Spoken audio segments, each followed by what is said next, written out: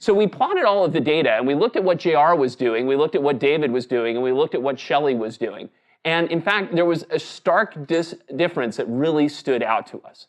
Shelley, as we had designed her, was following the exact same path every time, because that's what we figured we needed to do. We found, mathematically, the best path, and doggone it, we were going to stick on it. Neither David nor JR did that. In fact, they took a slightly different path every time around the racetrack. When we originally looked at this, we thought that was just because they were trying to get to our ideal path and missing. But we couldn't have been farther from the truth.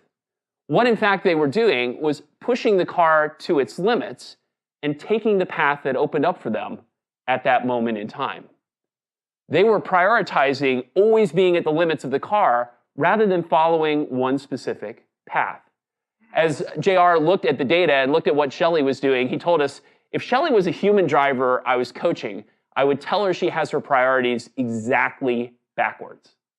That instead of focusing on this path and exactly where I want to go, what Shelley should be focusing on is how to use the friction between the tire and the road. If she comes into one turn a little bit quickly, she needs to basically swing a little bit wider, keep the speed up, and adjust. If she comes in a little bit slowly, she can make that turn a little bit sharper and needs to turn earlier.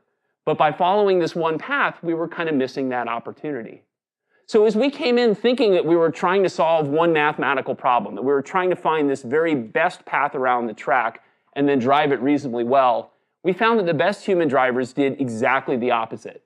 They found the physical limits of the car, they pushed the car to its limits, and they took whatever path was open to them as they did that.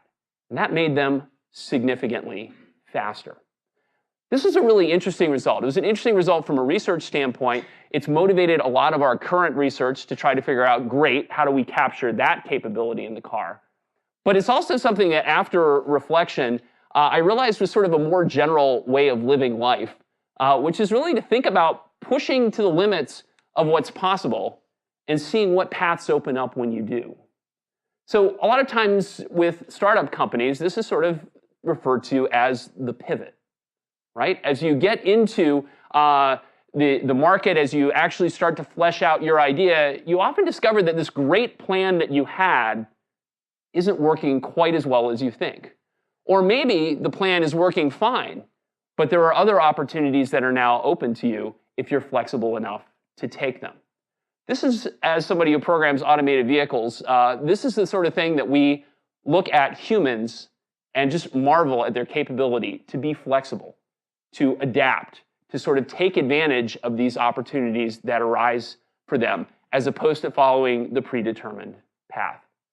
And so the lesson that I've really taken from this is to find the things that we like to do in the lab, find the things that we do well, do them as well as we can, but not be worried about exactly what sequence of events we're going to be taking in the future, but to be very flexible about what research paths we take based upon what we've learned in our current path, to adjust, to adapt, to use that human flexibility to our advantage. So this is something that I found a lot in life. I like to have a plan a lot of times, right? Okay, I'm going to do this, and then I'm going to do that, and then I'm going to do this. But in reality, if you want to be fast on the racetrack, the plan gets you into the corner. Your skills get you out quickly.